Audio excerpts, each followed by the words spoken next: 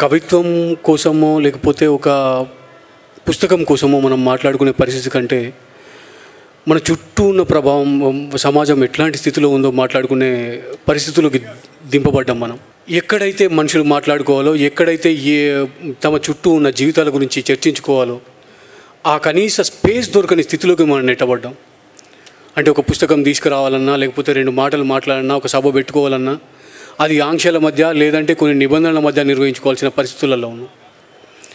ఇట్లాంటి ఒక ఊపిరాడని స్థితిలోకి, అనివార్యమైన మౌనంలోకి మనం నెట్టబడుతున్నప్పుడు, లేదా ఒక ధిక్కారాన్ని చూపించాల్సిన అత్యవసర స్థితిలోకి మనం దింపబడ్డప్పుడు ఎక్కడ ఒక చిన్న నిరాశ, మనం చేయగలుగుతామా, మనం అనుకునేది జరుగుతుందా, లేదా ఇది ఇట్లానే ఉండిపోతుందా అనుకునేటప్పుడు దీన్ని బ్రేక్ చేయడానికి ఒక చిన్న ఇన్స్పిరేషన్ కావాల్సి వస్తుంది, ఒక చిన్న స్పార్క్ కావాల్సి వస్తుంది.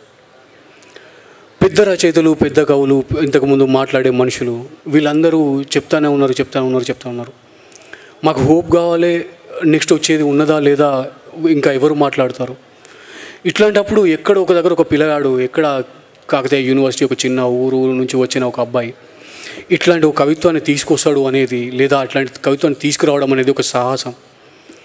ఆ పిల్లోడు వాడి ఏజ్కి ఉండే స్థితి కంటే ఇంత ఎక్కువగా ఆలోచించాల్సిన అవసరం ఎందుకు వచ్చింది?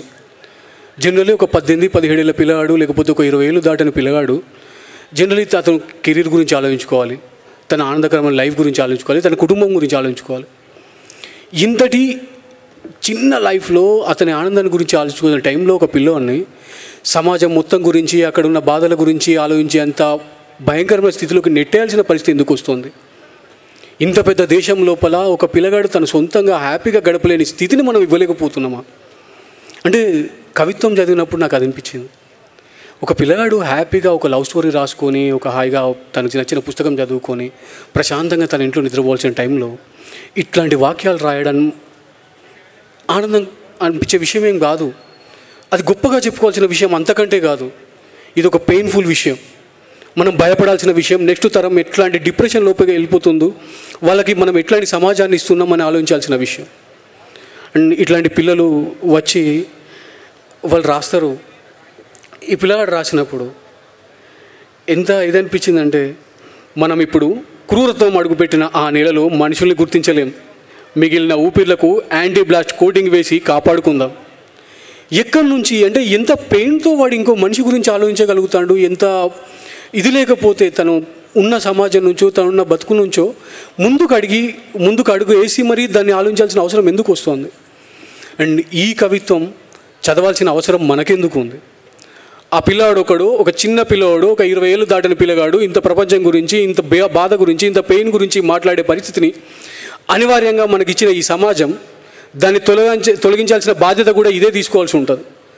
వాడు రేపు పొద్దున హ్యాపీగా ఆనందంగా గడపాల్సిన క్షణాలని, రోజుల్ని, అతని జీవితాన్ని మళ్ళీ హ్యాపీగా ఉండే స్థితిని ఇంకెవరో వేరేటోళ్ళు తెచ్చారు, మనం మాత్రమే చేయగలుగుతాం. అది మనం ఈ సమాజంలో ఉన్నాం కాబట్టి, ఈ దేశంలో ఉన్నాం కాబట్టి, అతనితో పాటు బతుకుతున్నాం కాబట్టి అది మన బాధ్యత.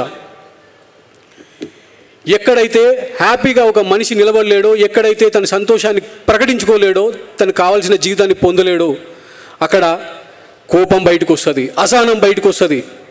కాకపోతే అది కొన్నిసార్లు ఇంత బాధ్యతాయుతంగా బయటకు వస్తుంది. దాన్ని కోపంతోనో ఇంకొకటి మీద దాడితోనో చేయాల్సిన పని లేదు. దీన్ని వ్యతిరేకిస్తున్న విషయాన్ని హింసతోనే చెప్పాల్సిన అవసరమూ పడదు కొన్నిసార్లు. ఇక్కడ ఈ సమాజం లోపల ఇక్కడ ఉన్నాం, దుఃఖపడుతున్నాం, బాధపడుతున్నాం. ఒక్కొక్కడు ఎక్కడెక్కడనో వచ్చి ఏ చదువు లేకుండా, ఏ సిద్ధాంతము తెలియకుండా, ఎక్కడ ఇది లేని పరిస్థితులలో తుపాకీ పట్టుకుని మనం ఇక్కడి నుంచి హేళన చేస్తూ ఉంటాం. నిజమే, అతను ఏం చదువుకోకపోవచ్చు, సిద్ధాంతం తెలియకపోవచ్చు, వాడికి బతుకు గురించి తెలుసు, అక్కడ నాశనం అవుతున్న ప్రకృతి గురించి తెలుసు, పాడైపోతున్న దేశం గురించి తెలుసు. వాడు మనకంటే చాలా గొప్పగా ఆలోచిస్తున్నాడు. ఈ విషయాల్ని ఆలోచించలేరా, గ్రహించట్లేదా అని చెప్పి 1-2 సార్లు నిరాశగా అనుకున్నప్పుడు ఇట్లాంటి పిల్లలు వస్తారు. ఒక చిన్న ఇదిని అతను కవిత్వం చేసిన తీరు, అతని పెయిన్ దాటి దాన్ని ఎంత అందంగా, దుఃఖాన్ని కవిత్వం లోపల చాలా అందంగా చెప్పగలుగుతాం, మనం ఎఫెక్ట్గా చెప్పగలుగుతాం. కవిత్వానికి ఉన్న బ్యూటీ అది. నా కన్నీళ్ళని లోపల నుంచి వచ్చే పెయిన్ అది, నా కన్నీళ్ళు బయటకు వస్తుంటే ఆ కన్నీళ్ళు ఎంత అందంగా వచ్చినాయి కూడా నేను చెప్పగలుగుతాను. ఇక్కడ ఇప్పుడున్న పరిస్థితిని ఒక చిన్న సోషల్ మీడియాకి మనం అందరం అటాచ్ అయి ఉంటాం కాబట్టి అతను చెప్పిన మాట, your post will be removed, it shows violence, it's out of our guidelines. Offline అడవంతా విధ్వంసమే, చుట్టూ ఎర్రటి పూత, తుపాకుల మూత, మరి మానవత్వ టర్మ్స్ అండ్ కండిషన్స్. ఒక్క ఫోటో పోస్ట్ చేస్తే ఫేస్బుక్ దాని మీద రిస్ట్రిక్షన్ వేస్తుంది. ఒక విషయం చెప్తూ మనం ఇన్ఫర్మేషన్ ఇద్దామని చెప్తే ఫేస్బుక్ దాన్ని బ్లాక్ చేస్తుంది. మిగిలిన వాళ్ళందరూ వచ్చి దీని మీద కంప్లైంట్ చేస్తే ఆ అకౌంట్ రిస్ట్రిక్షన్లోకి వెళ్ళిపోతుంది. ఇంత ఒక ఫోటో పోస్ట్ చేసినప్పుడు ఇంత జరిగితే డైరెక్ట్గా మనుషుల్ని చంపుతుంటే, మనుషుల మీద దాడి చేస్తుంటే, అదే రక్తాన్ని నిజంగా పారించిన దగ్గర ఎంతసేపు ఏ ఇదితో దాన్ని మనం ఆపగలుగుతున్నాం? ఎందుకని వాటిని అడ్డుకోలేకపోతున్నాం? కనీసం వాటిని ఖండించలేకపోతున్నాం. ఇక్కడ మనం నిలబడ్డప్పుడు, ఇంకెక్కడో ఇంకో మనిషి కొట్లాడుతున్నప్పుడు అందరం ఒకటే కోరుకుంటాం, నెక్స్ట్ దీని తర్వాత ఒక సంతోషమైన సమయం వస్తుంది, ఒక ఆనందకరమైన జీవితం వస్తుంది, దానికోసం కొట్లాడతాం. పోరాడే మనిషి ఎవరు జస్ట్ కోపంతోనో లేకపోతే ఇప్పుడు ఉండే ఫ్రస్ట్రేషన్తోనో కొట్లాడు. రేపొద్దున దీన్ని దాటాలి, దీన్ని వదిలేయాలి, ఇట్లాంటి అనిశ్చిత స్థితి నుంచి నేను ఒక ప్రశాంతమైన జీవితంలోకి నేను వెళ్ళాలి, అది నాతో పాటు మిగిలిన వాళ్ళందరూ ఉంటే కూడా అవుతుంది. ఇట్లాంటి ఒక కళ పోరాటానికి కారణమవుతుంది. నేను చెప్పే మాట మీకు కొంచెం ఇదిగా అనిపించవచ్చు, కానీ యుద్ధం శాంతి కోసం జరుగుతుంది, తర్వాత వచ్చి ఒక ప్రశాంతత కోసం జరుగుతుంది. అంటే బతకడం కోసం సావడానికి కూడా సిద్ధపడే జనాలు ఉన్నారు మనకు. ఒక్కొక్క రోజు కొన్ని ప్రొఫెషన్లో, కొన్ని మనుషుల్లో, కొన్ని పనుల్లో బయటికి వెళ్తే చచ్చిపోతాడా, బయటకు వస్తాడా తెలియని పరిస్థితుల్లో విపరీతమైన ఫ్రస్ట్రేషన్లో ఉన్నాం. ఇంత ఫ్రస్ట్రేషన్ ఈ పిల్లలు కూడా పడుతున్నారా అనిపిస్తుంది ఇట్లాంటి కవిత్వం చూస్తే. మొత్తం ఈ కవిత్వాన్ని పూర్తిగా ఏం చెప్పలేను, కానీ ఒక్కొక్క దగ్గర చెప్తాడు. ప్రేమైన ఫిర్దౌషా, మన ఇంటి పేర్ల భాష వేరైన రోజు కూడా మన హృదయాలకు ఏ కంచెలు లేకుండే ఒకటే దారం పోగుని నమ్ముకున్న మన ప్రేమపై వాళ్ళు ఇప్పుడు గొడ్డళ్ళను దూస్తున్నారు. ఎక్కడి నుంచి వస్తుంది ఇంత విద్వేషం? ఎవరు చేస్తున్నారు? ఇక్కడ మనం మాట్లాడుకునే విషయం ఒకటి ఉంది. ప్రతి ఒక రియోట్ వెనుక, ఒక మనిషి మీద జరిగే దాడి వెనుక కేవలం మతం అనే కారణాన్ని మనం చూస్తున్నాం. అది ఓన్లీ అదొకటే కాదు, మనిషి లోపల పెరుగుతున్న అసహనం, ఈ నిరుద్యోగం, ఇంకేం లేకపోవడం, ఎట్లాంటి హోప్ మిగలకపోవడం, అది పక్కవాని హింసాల కోపం, దానికి ఒక కారణం కావాలి, దానికి కులం మతం అనే ఇది పెట్టుకున్నారు. దీనికి ముఖ్యంగా ఉన్న ఒకే ఒక కారణం ఏం లేదు, మనిషి లోపల అసహనం పెంచే ప్రభుత్వాల విధానాలు కావచ్చు, లేదా ఇక్కడ ఉండే సమాజం మనకిచ్చిన ఇది కావచ్చు. ఉద్యోగం లేదు, ఎట్లా బతకాలనే హోప్ లేదు, ఏం చేయాలి రేపు పొద్దున అనే ఒక క్లారిటీ లేదు. ఆ అసహనాన్ని ఎక్కడ వెళ్ళగక్కుతారో దానివల్ల హింస పెరుగుతుంది. దీన్ని గమనించండి. కేవలం మతం మీద, కేవలం కులం మీద వచ్చే ఇవన్నీ కూడా మనిషి లోపల పెరిగే అసహనం వల్ల కూడా జరుగుతున్నాయి. దీన్ని గమనించండి. మనుషుల్ని మాత్రం ప్రేమించండి. మతాలతోనో లేకపోతే కులాలతోనో నమ్మకాలతోనో పోతూనే ఉంటాం. అవి జరిగినప్పుడు మనం కూడా ఎక్కడ ఉన్నాం, ఎట్లా ఆలోచిస్తున్నాం, కొంచెం ప్రశాంతంగా ఆలోచిద్దాం.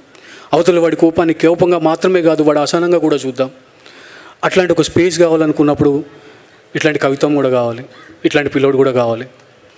అండ్ ఏమో తెలియదు, ఒక కవికో, ఒక రచయితకో, పాటకుడు థ్యాంక్స్ చెప్పే ఛాన్స్ ఏమన్నా ఎప్పుడైనా అట్లాంటి సాంప్రదాయం ఉందో లేదో తెలియదు.